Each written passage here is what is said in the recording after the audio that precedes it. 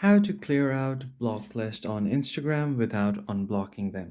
What's up everyone? Welcome back to another video. Today I'm going to show you guys how you can delete your Instagram block list without actually unblocking them.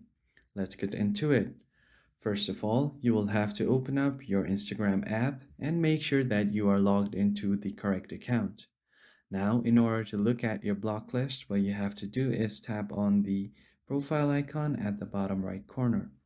And from here, tap on the hamburger menu, which will open up your settings and activity. Now you just have to scroll down a bit on who can see your content, and here you will see the block list right here.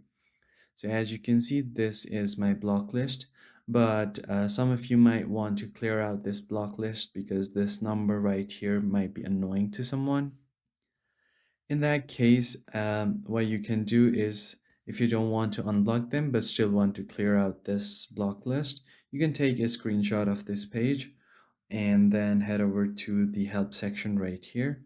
Now you are just going to create a ticket by reporting a problem, and here what you want to do is upload the screenshot that you've just taken and briefly explain that you want to clear out your block list without actually unblocking the people that you've blocked.